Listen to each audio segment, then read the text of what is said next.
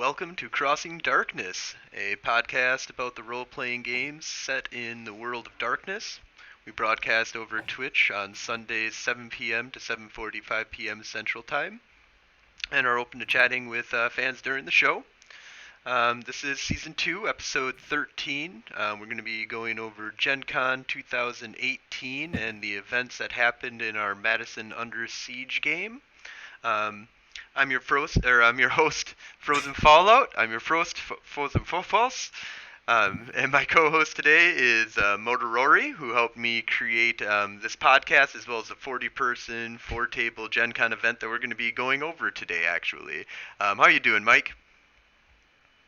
I'm doing pretty good. Nice, relaxing weekend. Good to hear. Good to hear. And we have a very special guest here today with us, Amber, who worked with us on the 2016 and to 2018 Gen Con 40-person, 4-table, tabletop Gen Con event that we did. How are you doing, Amber? Doing pretty good. So today we're going to be talking with Amber about her experience that she had as a new player and new storyteller in the world of darkness, and what it was like, running as a new storyteller and player, playing in and storytelling, and then eventually storytelling in. You played in the first year, right? And then the second and third year, you did storytelling for the vampire game. And you played in the werewolf game, I believe, the first year. Is that right? Yep, I started as a player. Who was it? Marco Gray was my character in Marco Gray, werewolf tale that I ran. Yep, and then the next year when the GM Jerome had to back out for various reasons, you asked me to GM for a vampire, which I've never played at that time. Yeah, well, you played a little bit, I believe. I thought that you were. Maybe you weren't part. Were you part of the big game that we did, or we did like a role playing or an example of what I did at Gen Con 2015, the lead up year to it. But in any case, yeah, there was a lot of work that it took to get you going on that, and I thank you so much for jumping in and just like being really new to everything, and really being declared by a lot of people as the best GM out of the bunch for sure. I'm still surprised by that. But yeah, no, I had a lot of fun, and I learned so much from those games. So we're also going to be fulfilling a full promise on the going over, and this is like what, a 3-year-old promise now, that we were supposed to go over a breakdown of all the things that happened in 2018, as well as kind of an overview of what happened in the other games, which we did a good chunk of the overview of what we did in a lot of the other games in our final for Season 1, and this is going to be our final for Season 2, where we're just going to give a final breakdown of everything that happened, mainly focusing on 2018, because 2017 and 16 was covered in our extremely long podcast for our final of Season 1. Which dropped right before Gen Con 2018. Yeah. If I remember correctly. And then, we put some special stuff in there so that when you came to 2018, if you gave us some code words, you got some special secret information and special stuff. Which I don't remember exactly how that all worked out, but I remember a couple people we had two people actually brought the code. 2 people? I thought it was just the one guy. Well, they both came up together. So. Okay, yeah, I had one guy from, I think, werewolf. Yeah, I had one from my vampire table. Oh, really? Mm-hmm. We were more popular than I thought.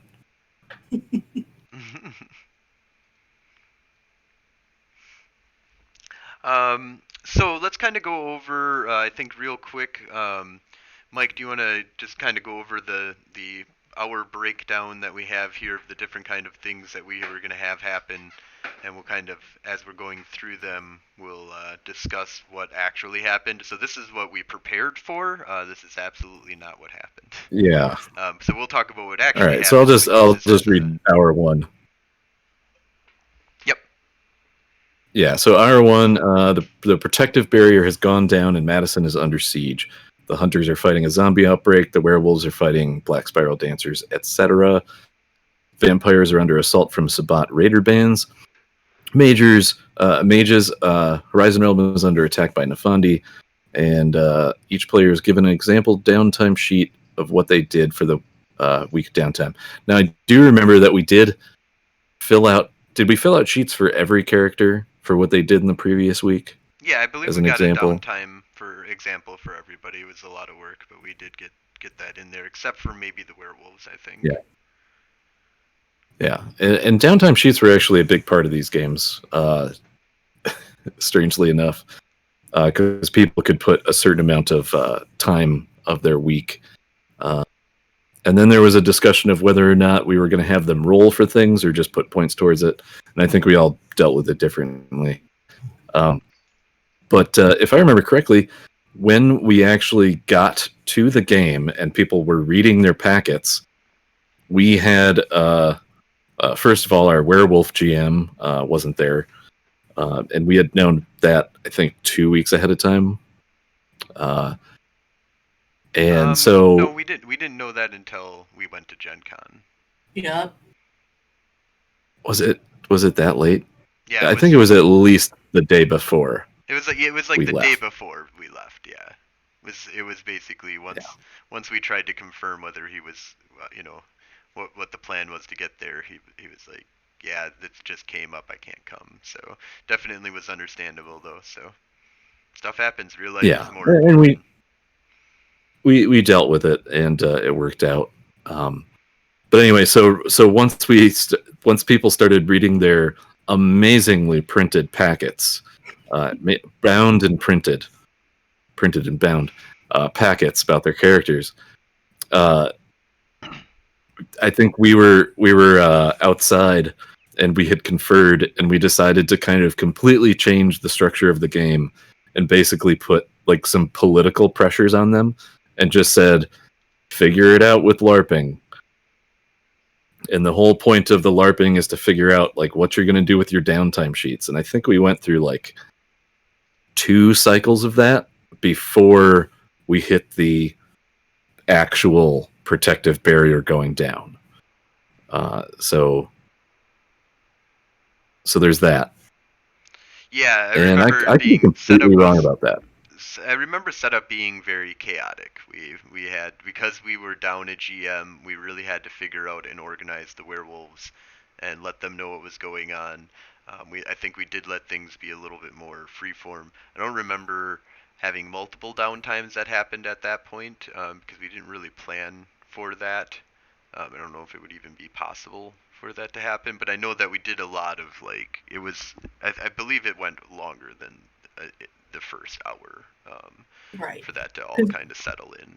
From what I remember, it was supposed to be the game started literally like a week. Was it a week? Or no, it was supposed to happen right after the election votes were settled from the previous game. And then stuff was supposed to go sporadic right after. But with the werewolves being in place, we had to move stuff back and just make them LARP. Yeah, if I remember correctly, we gave them kind of this challenge of there are different proposals for how to structure a government, or just it was some political stuff. And then at the same time, if all of their character sheets had personal goals, and the idea was, oh yeah, it's coming back to me. Like for the hunters, it was they all had something having to do with the Hunter Academy, that if they got enough signatures, then that goal would be fulfilled. And honestly, it was pretty much just a a way to fill their time. Yeah. Is what it really was. But in retrospect, I think they had a good time with that part because it was all about going around the room and like explaining your positions to other characters, and it was tabletop LARP in its most distilled form, and people enjoyed it. Yeah, yeah, it was. I remember doing quite a bit with. We worked with the mages.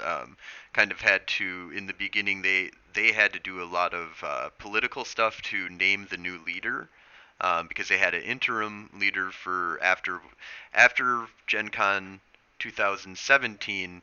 The mages had discovered that Leah, which was one of our big secrets, was that she was a Nefandi, but she was this like she had split personality regarding it, so there was actually like an invasive part of her that was doing all of this. You could almost look at it from like the point of view of a wraith. It's if you know anything about wraith, they have a shadow, and that shadow does all this evil shit to try and corrupt all the good things that a wraith does. Um, and that's what basically I kind of took with this, is that she had a shadow that kind of corrupted everything that she did and was working with the Nameless the whole time, and she was the leader. After year one, she was declared by the players to be the leader of, which was awesome that the leader was the Nefandi in the end, declared by the players. And then year two, she was outed, and they decided not to kill her. They saved her, which we'll go into more of what would happen. Or we went into that already, sorry, in our final for season one. So this year they had to decide what to do now that that leader was gone. And well, she's no longer going to be allowed to be the leader because of all the stuff that happened, but she actually was saved, so she still was a character and a playable character to play at that time, but her trust value went way down, just because she had this happen to her. Which I don't know if that's necessarily a proper thing to do in that situation after you save somebody like that. I mean, if you look at it from some shows, but that's what the players wanted. They were like, nope, I want to kick this person out of office now that we know they were corrupt in the beginning, even if wasn't their fault. But in any case, so there was a lot of debate that we had with the mages just doing that. And I remember that the werewolves, we kind of still had them do their own thing and talk about all this stuff and get stuff set up, but we did more of like visiting in with them instead of having a permanent GM, which we kind of, because of that, everybody wasn't, all the GMs weren't always at your table all the time, but all three of us kind of worked together with the werewolves, I believe. And we kind of split them off. Yeah, I think I was checking in with them quite a bit. But the way we structured it with the downtime and the sheets and the personal goals and the organizational goals, like that basically made it so we only ever had to check in for most of the game. But then, of course, when the attack happened, we basically said like, the werewolves are just going to disperse to the other tables, which actually I think people really enjoyed. And I vaguely remember the hunter and vampire table coming together at the end. Yeah. I don't remember why. I think it was what we knew on the map where the Hunter Academy was, right? Yeah. And you had built that map. I think it was based on the different alderman sections from the original Madison Under Siege game. Yeah. Oh yeah. And I think it just randomly happened that they finally popped up into the Hunter Academy section. And so we were just like, no, they're just all here now. And that was right before the end battle. Oh yes, because we popped out of the sewers right in that moment. Cool. The game was very complicated in like regards of like, especially since I was a brand new GM. 80% of the characters that were created, I didn't make. And then the 110% was Ben, who made his own character. So he was my best and also my worst character that I had. And then the other 10% was the characters I created to slow him down. uh, it was fun. Should we talk about Ben? Is he ever going to hear this? Should we just Ben, talk about him? I mean, maybe he will hear it, and hopefully he does. But I liked Ben. I think got what we'll none do but is love for him. we'll do a talk about that though in the secret section more, because we have a thing kind of almost Okay. specifically dedicated to him, anyways. So, um, but let's see here. Yeah. So, What's next there? next up would be our 2 and 3. So Madison is Under Siege, so we finally completely fulfilled the promise of the namesake of Madison Under Siege in this game.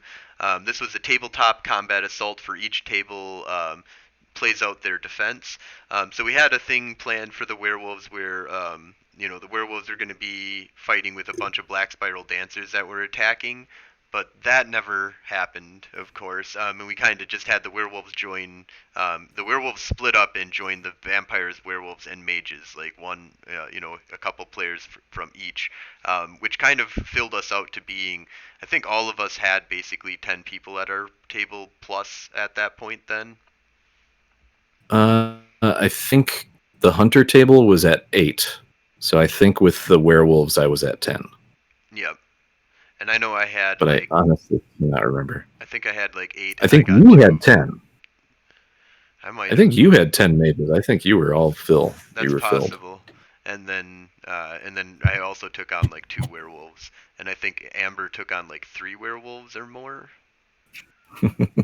Yeah. Because I think the vampire table was a little light. Like you had like 6 or 7 people.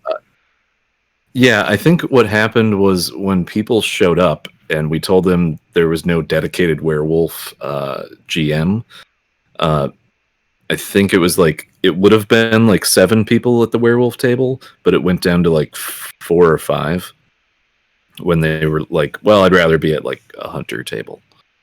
Oh yeah, I remember that they kind of switched up what they were going to just use for their tickets. So they were... Yeah, because there were only like 4 or 5 or 6 werewolves the entire time. Yeah, I think didn't a few maybe even become vampires?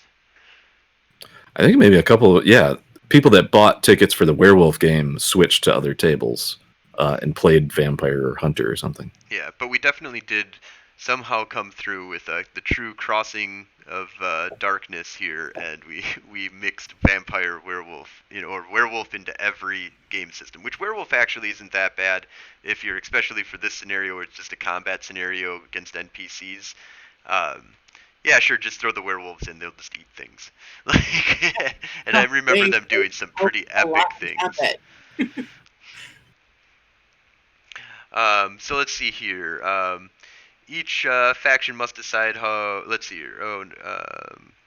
Our 1. Werewolves are. So the Madison Hunters. So you guys were being under attack by zombies, and we had it that that supernatural, or that other hunters come in that hate all supernaturals, including the Gahara Nation that was created in 2017, which is basically the gathering of all Madison supernaturals to say we're going to fight the Nameless, and that's the purpose of this place. And they erected a force field that protected Madison and lasted for a year until it went down at the very beginning of this, and that's where this assault comes from.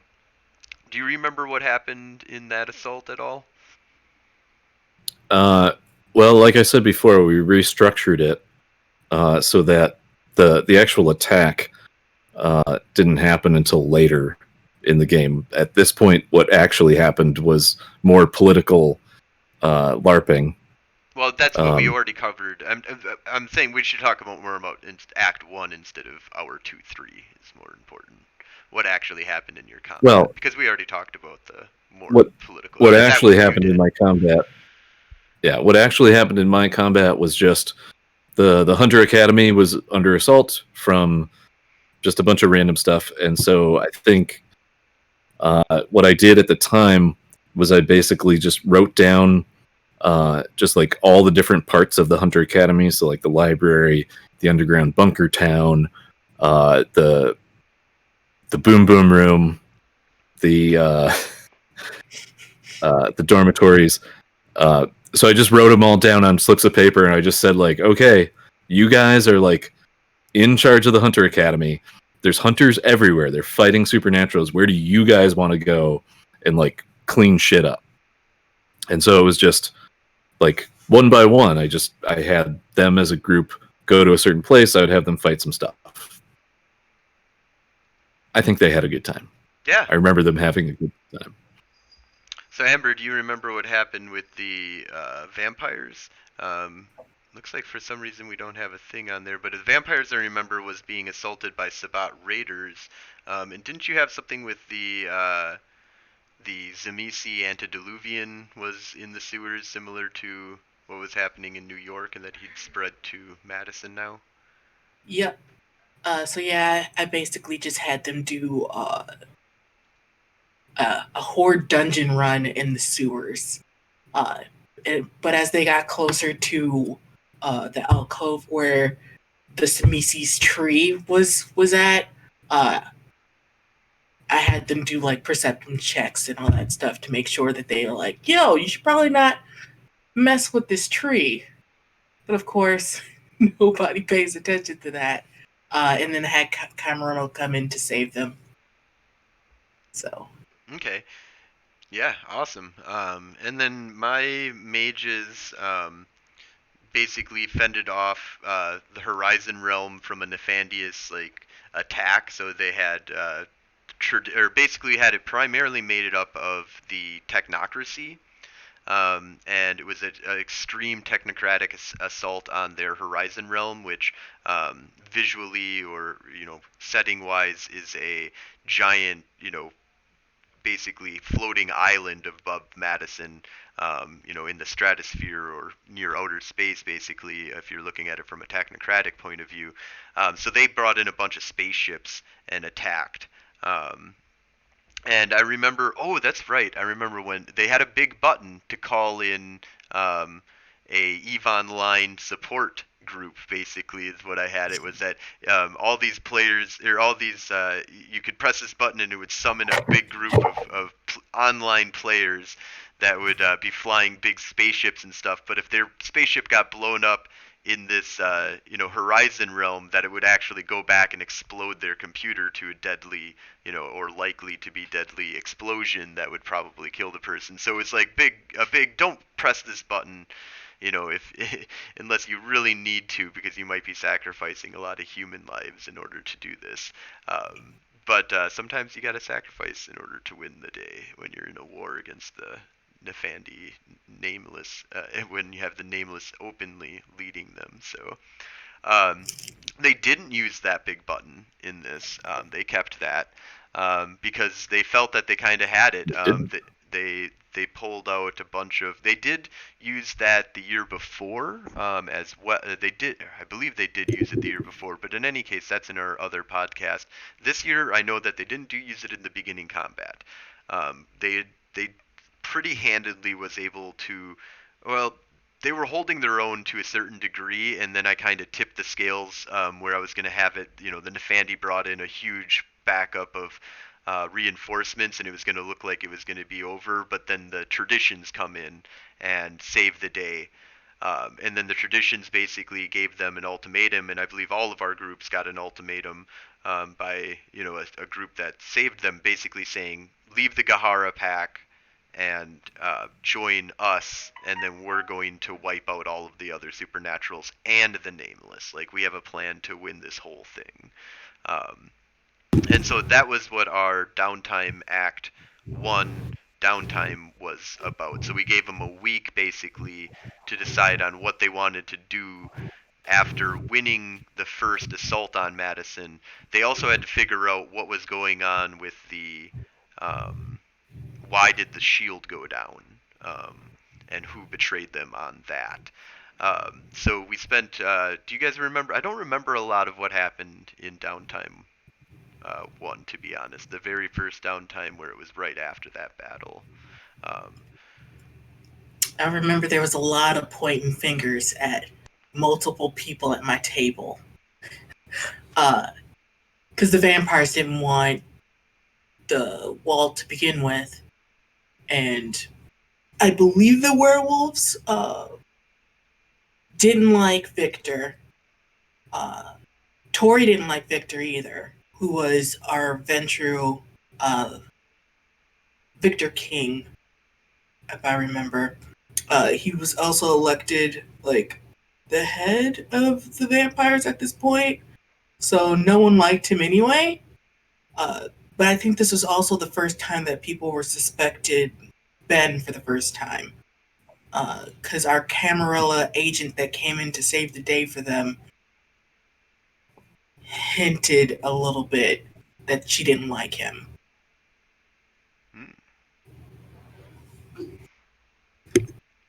So, Mike, you remember anything about that downtime? I want to say maybe there was a little bit of investigation about the wall coming down, but no, other than people trying to just get more funding for their section of the Hunter Academy. Yeah, I honestly can't really remember.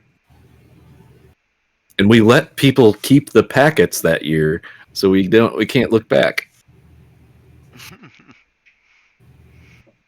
Although I'm sure we still have some of them.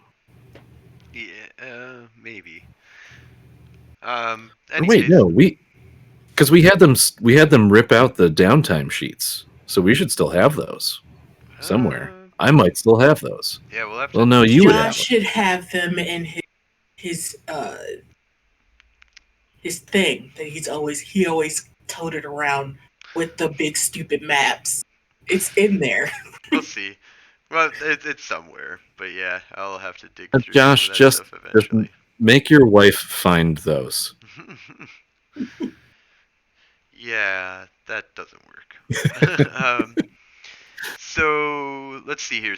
But basically, yeah, I mean, a lot of it was basically just dealing with what was happening, from the attack that was happening, and yeah, like we said, investigation. But I remember that was a blur moment. I think there was a lot of just because we had gone through a lot with the beginning of that, and then the huge combat, kind of got people, kind of riled up. So it was good to have a little bit of a downtime. People kind of went to the restrooms and did their stuff.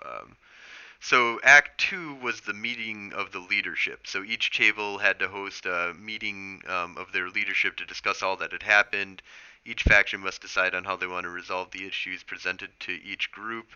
Werewolves needed to decide whether needed to support, which we didn't do the werewolves, of course, outside werewolves, or to work with the Gahara pack and to defend Madison. Basically, that's the way that it goes for it. Everybody needed to decide whether or not they were going to work with the Gahara Nation or they were going to work with an outside group, as well as, taking in any information that they got from downtime as to who, brought down the wall. And I remember my group being pretty decided. They kind of revealed all their informations. There was a few people that were in support of the group that was the Horizon Council, the new Horizon Council that came and saved their asses. But for the most part, they pretty decidedly decided to join up with the Gahara Nation. So, Mike, do you remember anything about that tabletop meeting session that you had? No, I really don't. I don't either, but I do know that they didn't want to go with the Camarilla. Queenie was kind of an asshole. Yeah, mostly what I remember is we kept delaying the attack, but I remember the attack because it was during the middle of one of the LARPing sections. And I tried to pull out my phone or my laptop and make an alarm sound, but the room was just terrible for it. And that's when I stood up on the chair and I was like, this shit is happening now. Everybody is being attacked now. And we were basically delaying up until that point. Yep. Yeah, I remember that. That's what I remember. So then the main thing that happened that I know that the next big thing that I really remember was the fight with the Nameless. That the Nameless basically showed up and everybody had to enact the main things that they needed to do in order to beat him. And a lot of prepping that I remember for this that was happening by the mages was trying to find the name of the Nameless, and for the life of me I can't remember, and I couldn't find what the name of the Nameless. They named him something. I think they named him Michael or something like that, or some Christian name. But in any case, it was it was this whole act that they kind of did in order to or focus that they did. The other thing that they prepared with was the Verbena kind of got together and found a sacrificial spell that they believed could, if not kill, at least wound deeply the Nameless. But they would have to sacrifice their entire tradition in order to do that. Well, not the entire tradition, but the entire tradition that was in Madison, basically, was going to have to sacrifice themselves. Um, and It's so I like kind remember, of like the Croatan. yeah, kind of like the Croatan kind of thing that happened. So I remember that was a huge, battle. I remember, the vampires were. I thought that the vampires were doing some pretty high tech or something like that stuff that they got their hands on in order to fight there. Um, I mean, obviously the werewolves Unfortunately, just started beating the shit out of, just climbing up the Nameless, and I had him be like a towering, huge, creature being, if I remember correctly, that he manifested as. Yeah, I and actually, I would just like to bring up, like, I want to say we did it all 3 years, but I can't remember if year 2 was different. Where the final battle was you standing on a chair in the middle of the room, going around the room asking what people did. Yep. Be cool, I remember basically. year one. Yeah, I remember year one being really fun, but I think we did it year 3.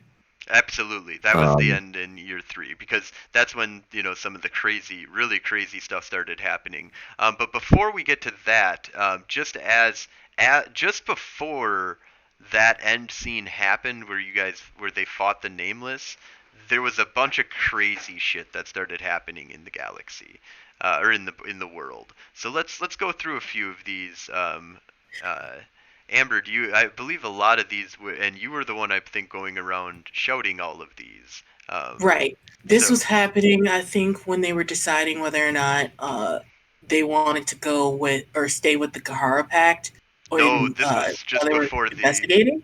This was, well, I think this was all throughout the game, but most of these really crazy things started happening just before the Nameless attacks, like the very end of our game, where I stood up and started talking and telling everybody to attack me and what did you do. Just before getting to that point is when we were declaring all of these things for like an hour. Yeah, so I just ran around screaming crazy shit that was happening in the world. Like Florida got swallowed by the sea. A gigantic storm forming around Madison like a hurricane. Uh, all the polar bears have turned into multicolored superpower bears with strange symbols on their bellies. Like, the I Care forgot Bears. about that one. Yeah. Let's see, what are some of those? So Quebec declares independence and goes to war with Canada. Because these are also Yeah. just evil, bad things that the Nameless was doing a lot of this stuff, and this is just other reactions of other supernatural groups and what they were doing. Yeah, but it was also that, like, this is the reality is falling apart. Right, the end of the world is really taking place. Here's some crazy things that Yeah. happen in the end of the world of Madison Under Siege. The Russian space station crashes into Madison and is taking dog emergencies. Or what? Emerg. A Oh, a talking talking dog dog emerges. emerges. Oh, I'm an idiot. I wrote that one. Yeah, I'm an idiot for not being able to Um, say that. Um, let's see here. Let me just read one of my favorite ones. All employees of Walt Disney Corp have begun mutating into cartoonish animals. There have been reports that they are extremely dangerous and have already been seen eating dozens of humans. This is one of the ones I really like. Is that Japan flips over and a shield bubble emerges around it. And didn't we have it that they like turned like their island into a giant mech as well at the end? I thought there was a mech that was Uh, built. Actually, no. That's what I did in the final battle. The the mech underneath Bascom Hill wakes up, but we can talk about that later. Okay, yeah. Oh yeah. Let's see here. California has been forcefully ripped into the Pacific Ocean by an entity calling himself the Tesla. Yeah. Okay. One of my favorites. All inhabitants of Washington D.C. have converged on the Washington Monument, arranging themselves in a spiral, ordered from shortest to tallest. Satellite photos indicate they are slowly moving into the monument.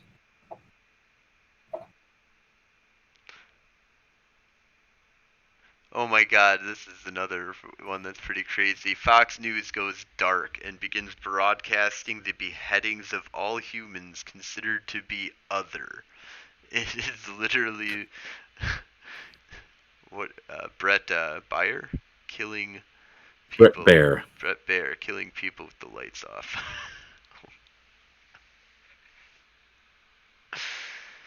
Aztec-style pyramids ships have descended from space and are hovering over South America. Let's have Amber read the last one on the list. I think that was her favorite. Last one. Oh yeah, cats gathered in massive groups in mostly empty fields, and then they start purring in unison. Like why?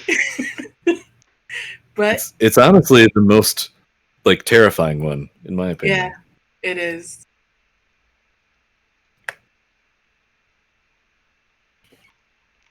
Anyway, so we were yelling those out during like most of the build up to the final battle. Yep. So do you guys want to go over any of the like Mike? Do you remember anything from the vampires specifically? What they did in the end battle? I'm trying to remember specifically, but I remember, or not sorry, the vampires, the hunters. I believe they just used powers on me as individuals. Tried using different hunter powers on me. Some Yeah, hurting me and some. I think that makes sense. I don't remember anything that really stuck out. Yeah, I don't know if there When was you any. say me, do you mean the nameless? What do you mean? You're saying you like yourself. Are you talking about the nameless at that Yes. point? Yes. Okay. Because I was playing that character. Yeah, you were up there.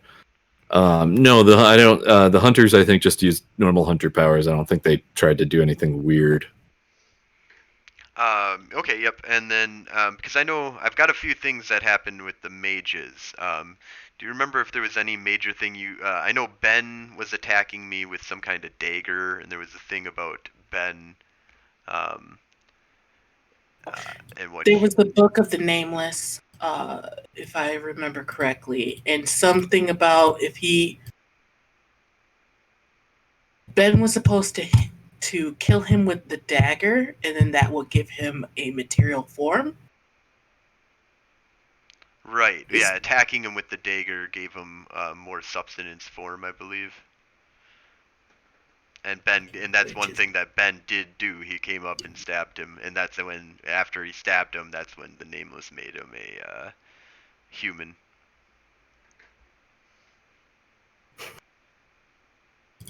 I mean, he did fulfill his promise of giving him back his soul. I don't understand why he was mad about it. So, yeah, the big things that the mages did was so they sacrificed all of the verbena of Madison in order to wound him. They were able to find the name of the nameless in order to like give him more vulnerability, and by declaring his name at that time, they weakened him and brought him closer to being, a killable thing. And then they dropped the Horizon Realm on top of him in the end. And I remember that was kind of like the end result was basically that over like Lake Minona, the Nameless, this big fight was happening with all of this. Actually, it would be like on like the edge, but it was like basically they got him, they smashed him down with a giant floating, isthmus, size of like I don't know, maybe multiple square miles of land that dropped down from the sky on top of the Nameless, infused with all of the node power that it like was holding it together, and unleashed on the Nameless all at once.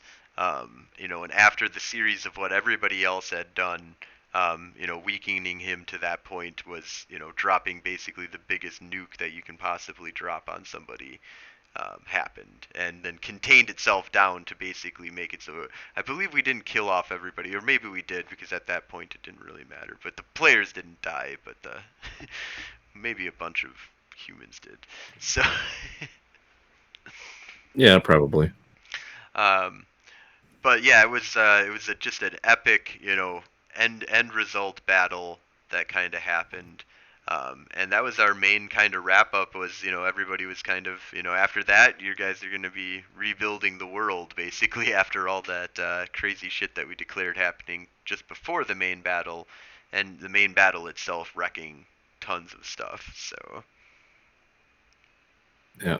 The thing that I mentioned earlier, which was one of the kind of secret things, there's a ancient Native American biomechanical suit that exists under Bascom Hill in Madison, which is the main hill of the university.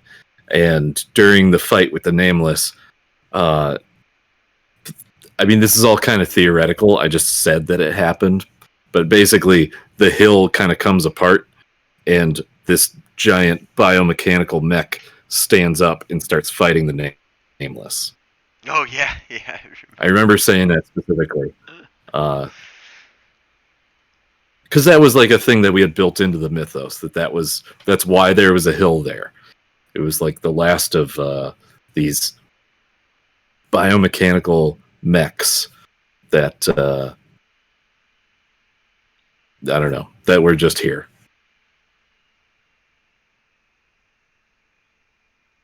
Oh yeah, and then there was Black 19, and I remember that was a bunch of stuff we did in the beginning. That was to get the name of the Nameless. That's what the Black Oh yeah, 19 held. So that was one of our big secrets was what was Black 19? Black 19 held the name of the Nameless, or granted the ability for whoever could obtain it and control it to name the Nameless in the end. Yeah, and that had been in the story all the way since the first year, right? Yes, yeah, we'd been. I believe they got information on it in year one. I believe they retrieved it in year two, and then it got used in year three. It got absorbed into Anne, the Akashic Brotherhood leader,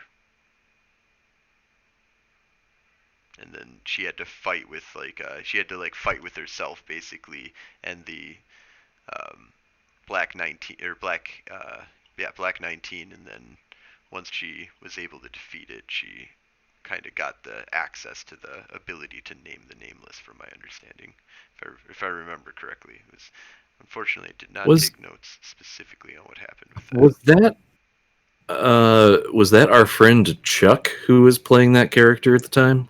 When it got absorbed into him, when we talked about it in the other podcast for year 2017. But yeah, that's when he was the one that had it absorbed into him. Yeah, yeah, I vaguely remember that part.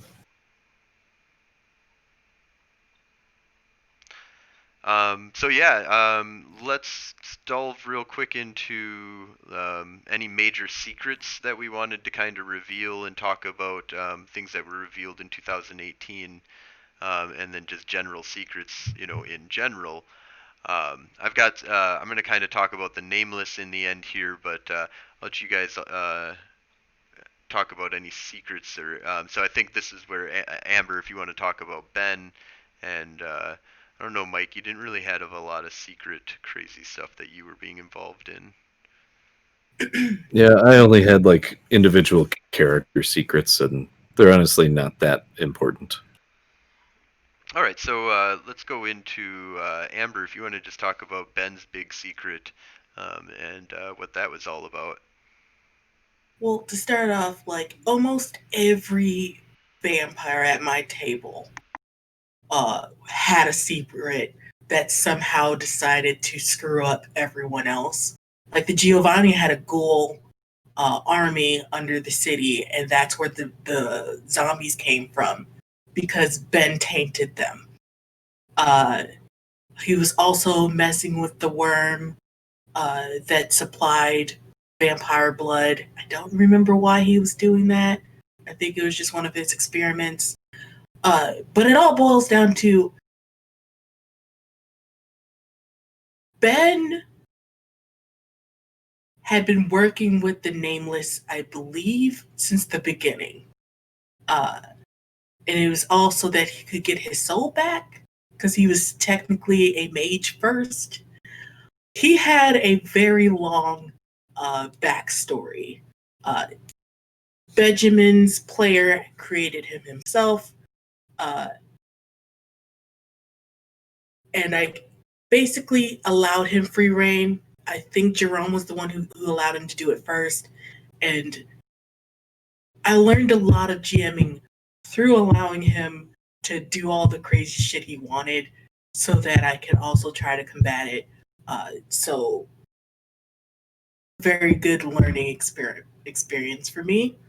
Um, but getting back on point, he One of the things that I remember with him was the idea that he was. I worked with him a lot because it was a lot of working with mage stuff and working with the nameless. So I did a lot of the nameless stuff with him, and he was really creative. I mean, he made like a multi-page backstory for his character. Worked with him on making like this nameless book. And worked with him a lot through the 3 years. He came to all the games. And he was a lot of fun to work with. Trying to build up this kind of new character. It was a lot of work, trying to bring in, a player to bring in such a huge part. And the big part was that nobody knew that he was working with the Nameless. And one of the big things he did was he killed Jan Nunn. I remember being one of the big secrets that he ended up doing was at the time was an NPC Nosferatu character. Or yeah, because year one he didn't kill her. Year two she got killed by him and he diablerized her. And I just remember yeah that being really like one of the big secrets that did that get revealed in 2018 that he diablerized her, or did he get to sweep that underneath the rug the whole time? he swept all of his wrongdoings under the rug. Because I remember, was it 2017 the one that we were voting for Republicans and stuff, and or Yeah, that was 2017. Yeah, for a yeah, republic I or a I federal. created David Nunn, the secret son of Jan Nunn, who came to the city uh, to investigate who killed his mother, specifically because he killed Jan Nunn. Uh, And I remember Mainly he was just able to, to manipulate that. That didn't. He came looking for Jan Nunn, and Ben used that to his advantage. Actually, didn't he? yeah. Uh, I feel like it was a mixture of like Ben befriended his character immediately, and also like the person who was playing him was so wrapped up in the other things that were happening he didn't really look into the investigation to begin with. So it was very positive on Ben's part to keep distracting him.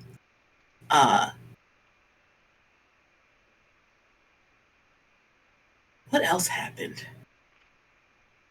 Let's see here. He also stole a bunch of Rebecca Troy's stuff. Oh yeah. Let's see here. Did we The explain? Derawler, that he was the one that poisoned the Derawler. Yes. And then so the Derawler is this giant worm thing that's underneath Madison City, that's basically being built by a pact between basically the mages, the Tremere, and the Giovanni of the city. And they built this giant worm that basically, using the node and magic, creates human blood instead of vampire, and it's like the pure best, O positive blood basically that you can get. And they were saying that they got it from like blood banks from around the world, and that there was this whole like, basically they rigged the whole system so that it made it look like it wasn't coming from this worm creature thing. But it was really good blood, and it wasn't tainted or bad or hurt you in any way. But he taints the water, or the blood supply, and that kind of dries up at that point. Do you remember if he got busted for that at all? Nope. He literally got away scot-free with all of his deeds. The only thing that he didn't get was the surprise that he turned human for all of his bad doings. And that was I think the only thing he was upset about.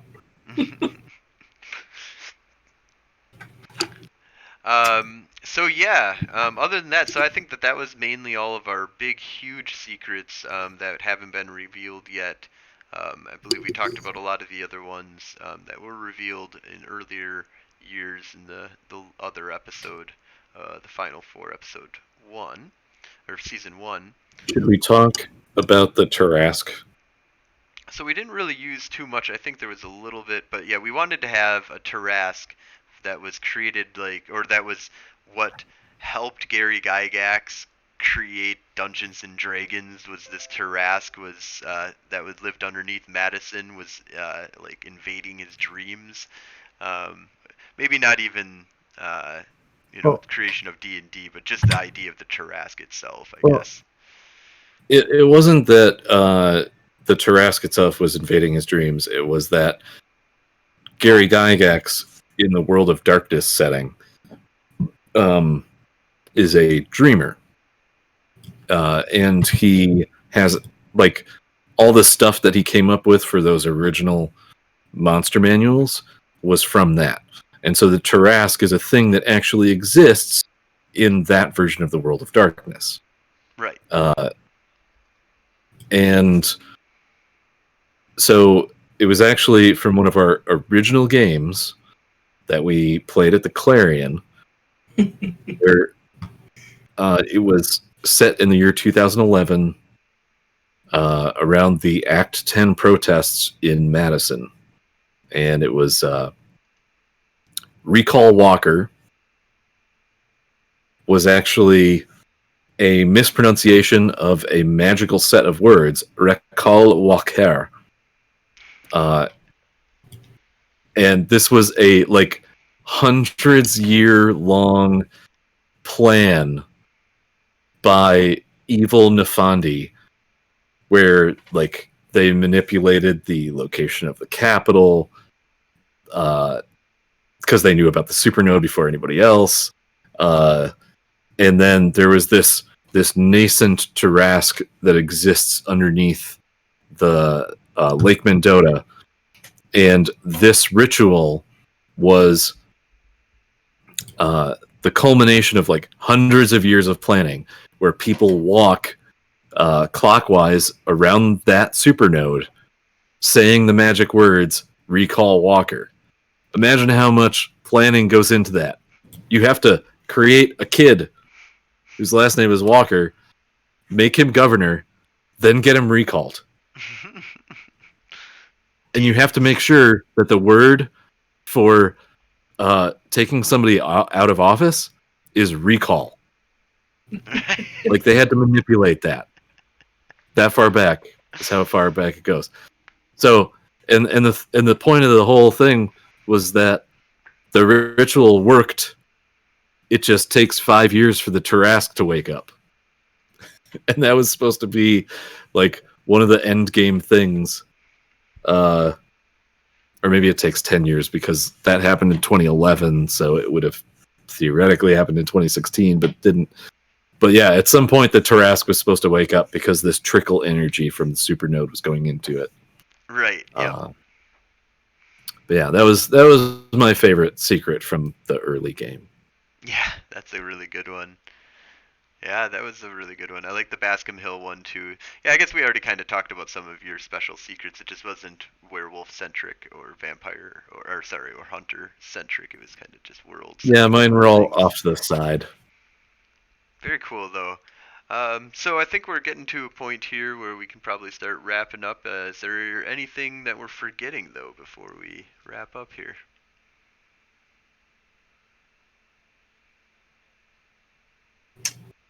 No. Nope.